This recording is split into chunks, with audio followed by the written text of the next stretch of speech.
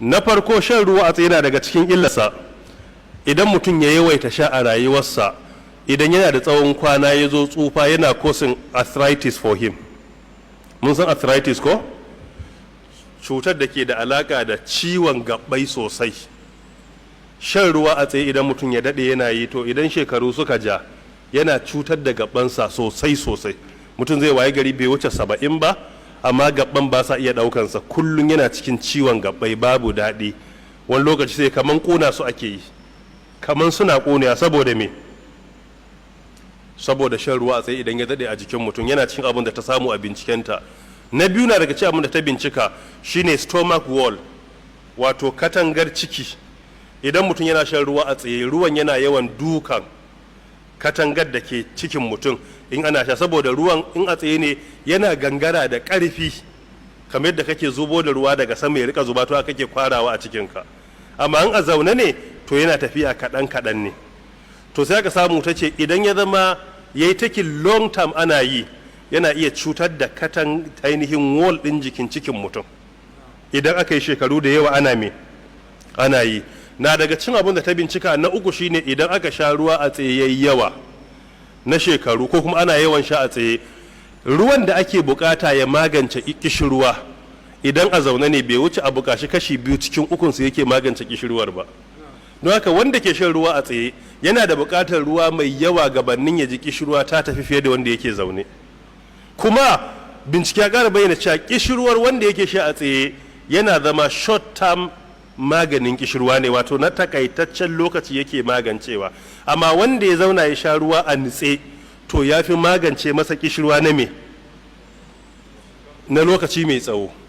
Na hudu na daga ci abin da ta samu a bincikenta shine shan ruwa a zaune ya fi sa abinci ya narke akan sha a tsaye.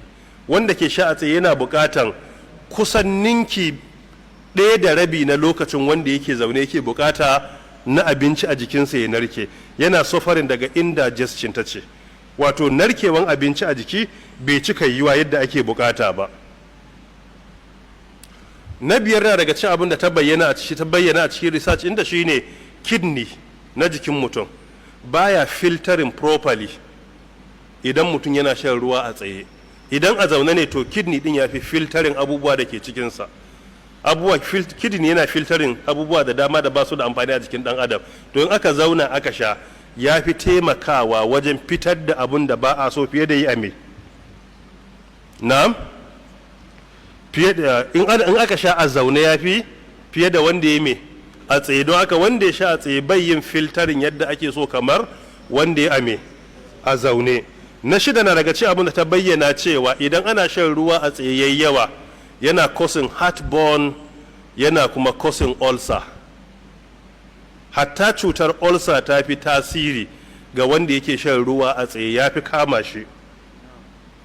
Saboda dalili ta ce akwai joint na esophagus na jikin mutum da cikinsa.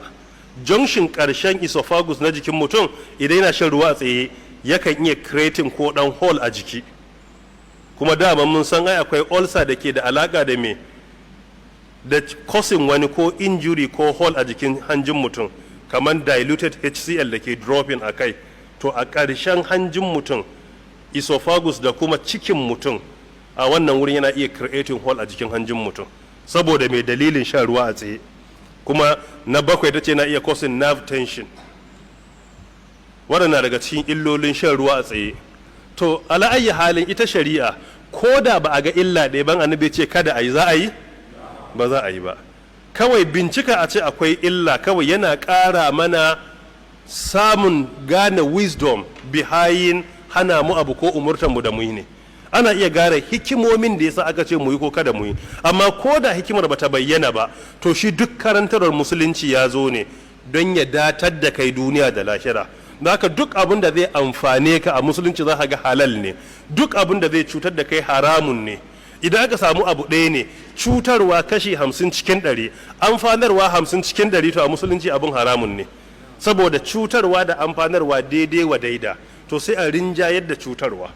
Da wannan Sheikh Muhammad bin Salih Al-Uthaymin Al-Wahibi At-Tamimi rahmatullahi alayhi ke cewa addinu ja'a li sa'adatil bashar wal intifa'i sharri anhu wad darar fa kullu amrin nafi'in qad shuri'a wa ma yadhurruna qad muni'a wa ma tasawi dararin wa manfa'a yakunu mamnu'an li dar'il mafsada.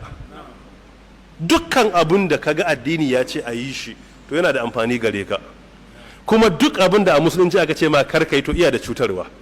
Me iyawa amfanin ka yin ya bayyana ko cutarwan ta bayyana, to ko ba su bayyana gare ka ba lalle akwai amfanin akwai cutarwa.